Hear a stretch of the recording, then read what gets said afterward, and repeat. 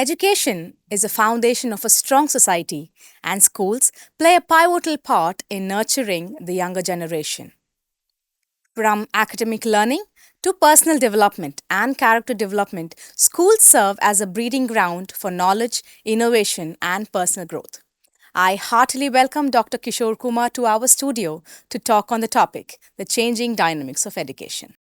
Today, we have the privilege of speaking with Dr. Kishore Kumar, the founder and correspondent of St. John's Public School, a progressive educationist with almost 3 decades of experience in the field of school education. By sheer hard work, single-minded dedication, and total faith in God, he immersed himself in school education. Dr. Kishore Kumar spearheads an era of unprecedented glory as a senior principal of St. John's International Residential School, an exclusive co-educational residential school. Let's dive in straight to our questions with Dr. Kishore on our educative talk, the changing dynamics of education. Welcome, Dr. Kishore. It's wonderful to have you in our studio. We have a lot of curriculum. The first question to you would be, we have a lot of curriculum in the term called boards around, which actually confuses me as a parent of 2 kids. So from a parent perspective, we have a lot of boards like CBSE, IGSE, IB, State Board, Matriculation, and the list goes on. So where do you think having a child in a particular board has a different experience or has a different note on the student's future? Where do you think the board stands on the child's future? Thank you, Soumya. I'm very happy to get connected with this program, The Changing Dynamics of Education. Today, education keeps changing. The government, the policymakers try to bring in so many things into education because education plays, as you said, a pivotal role in making and deciding the society. Right. Your first question is very interesting because for many people, it's a confusing question or a confusing thought. Right. Say, India is a very democratic country, a huge country. It is with so many states, so many cultural background, and with localization, regionalization, and globalization. Right. And today, India is not an isolated player in the world. It's a great player. But we cannot ignore 75% of the people live in a small locality. Now, it ranges from Kanyakumari to Kashmir. We have to look at it. When I cut across Uttar Pradesh, I see such a big state in India have different types of people, and that difference is what important makes the curriculum and the board that matters to us. For every state, there's a board, and that's a local board. Right. Andhra has a board, Karnataka has a board, Tamil Nadu has a board, and that is the major one caters to the local people or the people who live and continue to live in the place. Right. But there are people who keep changing the location, occupation, and internal transfer possible. Government people they get transferred, private people get transferred. So when they go from one state to another state, the language becomes a problem. So they restrict to the particular state curriculum. But when it goes to a common curriculum, where the national players play, like ICSE plays a very important role, CBSE plays a very important role. It all depends on what the family needs.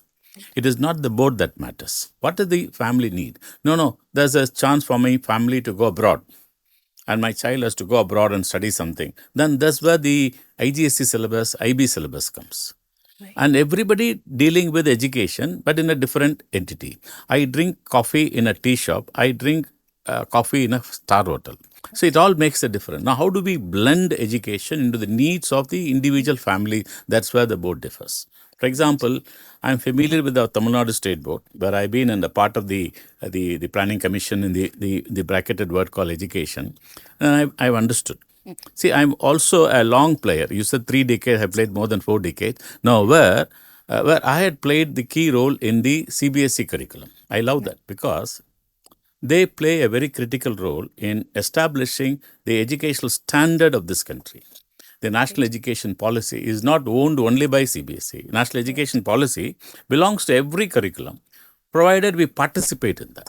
See, country progresses with education. And if the curriculum is not progressing, Or if there's no definition or no progress in the curriculum maker, then when will we progress? That's where the needs of families are different, needs of regional people are different, needs of local people are different, needs of national people are different. So that's where the curriculum plays a role. But people think that this is better than this. There's nothing like that. What is your need? You go to that particular curriculum and see, you're not going to foreign country at all. There's no need for you to go to the IGCSE and IB curriculum. You want to have something very different. No, I'm a national player. My son, my daughter can go around India and he's going to play. Or maybe my child is very potential child. I want to give him a different curriculum. This is what makes it. Everybody ends up with the same 12th standard. Everybody ends up with the same graduation, post-graduation, doctorate. And where do you want to do? No, I'm very popular. I can do very well. And I'm going to get into this program. This is my entity. I want to do that. That's where the board and the curriculum matters. Am I right? Am I clear with you? Yes. So, hanging on to your, your statement of you talking about how differential needs leads to different schools. Parents per se, do they need to choose these boards or say these schools that fall under individual boards according to their children's weakness and strengths or depending on the school's quality? Because this is a big I question. should not commit because my words will be taken by them and they will judge. So, sir is in favor of this board or this. What I'm trying to tell is, among a family of 5 children, the first child may be different. Right. And the child is more interested in sports and he or she wants to become a cricketer. Then don't load the child with a higher curriculum. Give the child a different area where the child could feel less stress, but concentration there, another thing. No, I want to do this, I want to do that, I want to be an academician, I want to get into IIT. No, there he has to play a deeper role because he has to contest, he has to participate in a competition. And it's not a selection competition, it's a deletion competition.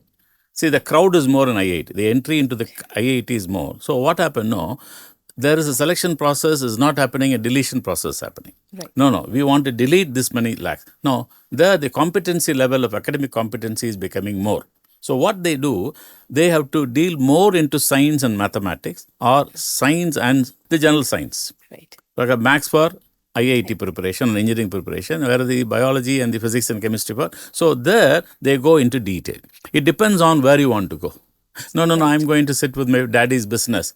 Then you go into commerce where it's the same curriculum everywhere. Just learn and go. See, it depends on what you need. That's what. See, one difference is I want to be a cricketer. Then don't burden yourself with a high curriculum. That's all. The curriculums are different. That's why how you choose your restaurant. No, I think I'm not very hungry. I can just have a small snacks and go. Do it. No, I'm very thirsty. I want to have a big meals. No, then do it. It depends on what is your family requirement. That's what you have to decide. Decision also based on the children capacity, their liking and what they want to become, what makes a choice of their own curriculum. And that depends on where they want to go to the school. That's all. Right. So perfectly said, sir. So having this in mind with the changing, evolving society, with evolving educational system, parents and teachers always have this, traumatic experience of syllabus completion. Okay. There's this term called, even there are a lot of efforts and pressure from management side for the teacher to complete portions within a stipulated time. Okay. So do you think this system of completion of syllabus within time caters to the actual practical needs of students and helps them be survivors in the society? What is your thought on that? Today, the education scenario is totally changed. That's why our theme itself is the changing dynamics of education. Totally changing because earlier, maybe I don't know whether we wasted time. Not that, our people were very brilliant. But when coming to educational sector in the field of school education, we were thinking many years, parents were thinking, my son has to get the first rank. My son has to be good in this. He has to memorize this. He has to answer all the questions. See, now it is not that. It is not the knowledge that matters. It is the child's competency that matters. Now, there's nothing called syllabi nowadays. Right. See, I can teach one concept in 5 minutes. I can take the same concept for 50 minutes. I can take the same concept for 5 hours also. Right. What is your need? So today, many schools, many teachers, many education system are going back and they're failing because today's child is asking, why should I know about Akbar? Why should I know about this kingdom? I don't need. And today my needs is for the future. Any syllabi, any curriculum that connect the child for today's need so that he is ready for tomorrow is the best syllabi. To me, that's the best syllabi. And there's nothing called the completion of syllabi. Right. Because it's a flowing one. That's what's happening in our schools. Now, today we don't, and we call it frontline curriculum. What is your need? You plug in. What is your requirement? You plug in and start the curriculum and play with the curriculum. Now, today teachers are not, they are only facilitators. Right. They need not complete the syllabus. They have to ignite the child and make the child more interested to participate. That is what today we call innovative level of education. We need to innovate and bring in new thoughts into maybe the old cycle of education, but the new thoughts should come in. That's where syllabi doesn't play a very important role. That is the time-limited syllabi is not playing a very important role. So today we had a brief discussion on curriculum and how to select boards and how parents select particular boards for their children, for their needs and their desires, for their wishes.